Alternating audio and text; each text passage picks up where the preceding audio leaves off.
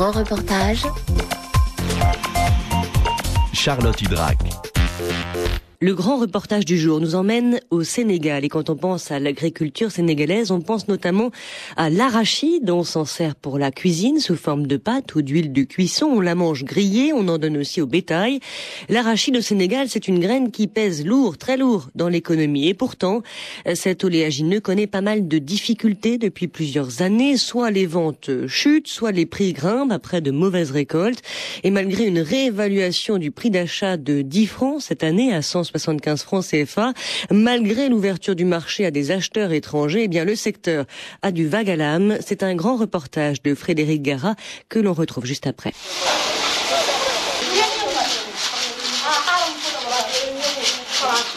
Libéraliser la filière arachide sans la structurer un minimum, sans établir de garde-fous, notamment en ce qui concerne le prix d'achat au kilo, cela risque de créer une certaine anarchie dans le secteur. C'est le discours également tenu à Kaolack, en plein cœur de la zone arachidière, par Salioundia, le secrétaire général de la Fédération nationale des opérateurs privés stockeurs, et Sidiba, secrétaire général du CCPA.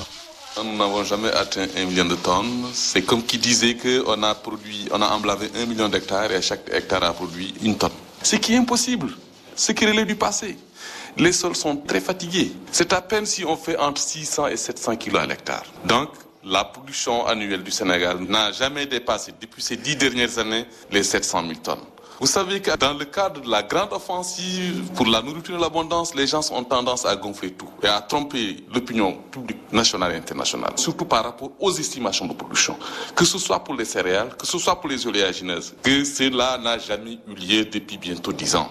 Et là aussi, ils ne nous rendent pas service. Ils ne nous rendent pas service parce que s'ils annoncent que le Sénégal met sur le marché 1 million de tonnes, la tendance est, par les traders de ceux qui le vendent à l'étranger, vont nous offrir des prix plus bas. Et là, ça ne nous arrange pas. Eux, c'est des politiciens, nous sommes des producteurs. Et les techniciens qui travaillent avec nous et qui sont sur le terrain savent que cela n'est pas vrai. Mais comme que c'est l'État, c'est les pouvoirs publics, c'est eux, les employés de ces techniciens-là, n'oseront jamais dire la vérité à ces messieurs-là.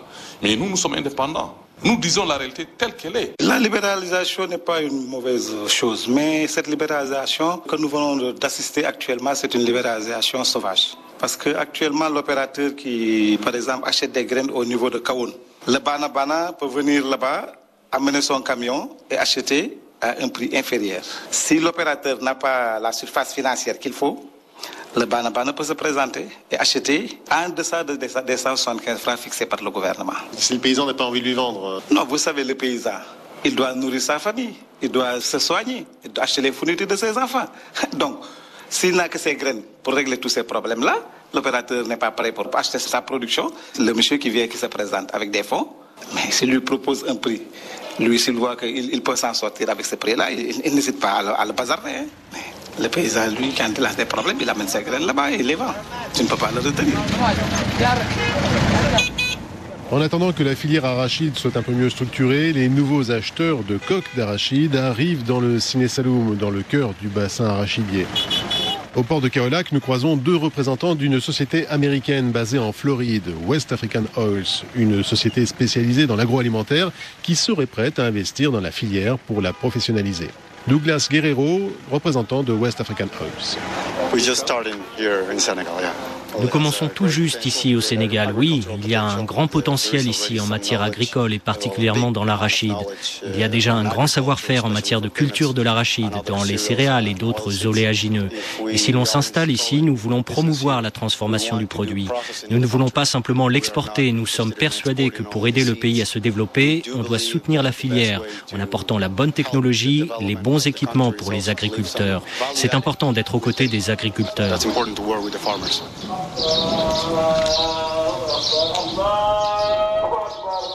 Parmi les nouveaux clients qui se sont manifestés du côté de Kaolack, une société chinoise basée à Hong Kong. Renaud Montigny, avocat français, sert lui d'intermédiaire à ses acheteurs potentiels. La Chine étant grande consommatrice d'huile d'arachide et leur propre production, qui est une production très importante, ne suffit pas à leurs besoins nationaux. Donc ils cherchent à acheter de l'arachide sur le reste du monde, pas seulement le Sénégal, mais le Sénégal est un nouveau marché pour eux et donc ils s'y sont intéressés. Ils ont une très forte demande. Ça peut s'évaluer en plusieurs centaines de milliers de tonnes d'arachide et c'est là le danger parce que je pense que le marché sénégalais est un marché en devenir, un marché en développement et que si jamais il y a une demande de plus de 100 000 tonnes, voire du tiers de la production sénégalaise, ça peut être catastrophique pour le Sénégal et détruire ce qui est en train de se construire. Donc c'est là où il faut faire très attention, c'est là où effectivement l'intermédiaire ne doit pas penser uniquement à son intérêt financier personnel, mais doit aussi faire attention à ne pas détruire ce qu'il est en train de mettre en place. Sénégal, quel avenir pour la culture de l'arachide? Un grand reportage de Frédéric Gara, réalisation Eva Moshinski. RFI, vous propagez les nouvelles à travers le monde. La radio mondiale, RFI.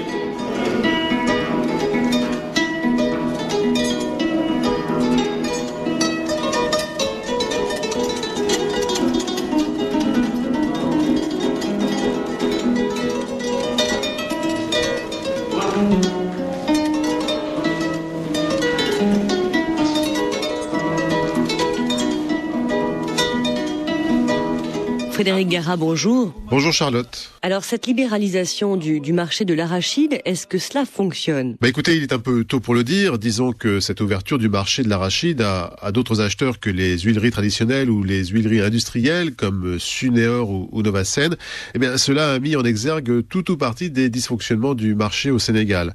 Pour que l'offre sénégalaise soit à la hauteur de la demande des transformateurs, des huiliers, il faut qu'il y ait une quantité suffisante de graines et surtout une constance dans les productions d'une année sur l'autre. Or, comme on a pu l'entendre dans ce reportage, les rendements à l'hectare d'arachide, sans être véritablement mauvais, ne sont pas non plus excellents. De plus, les cultivateurs sont régulièrement confrontés à des problèmes d'approvisionnement en intrants, en semences de bonne qualité.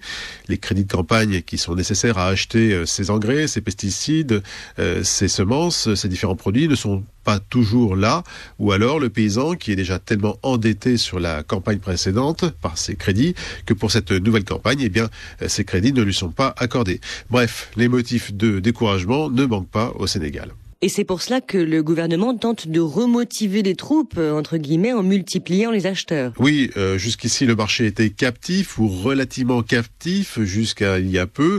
Les opérateurs Novasen et Suneor absorbaient la majeure partie de la production d'arachide sénégalaise pour la transformer en huile. Dès lors, la règle de l'offre et de la demande était quelque peu faussée.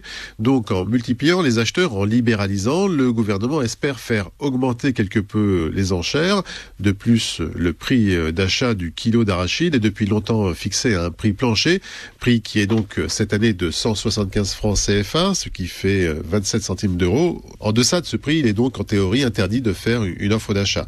Ceci dit, dans le secteur professionnel, beaucoup vous diront que parfois les transformateurs font déjà un peu de surenchère par rapport au prix plancher pour être certains d'être approvisionnés et d'obtenir les meilleures graines, celles qui donnent le plus d'huile.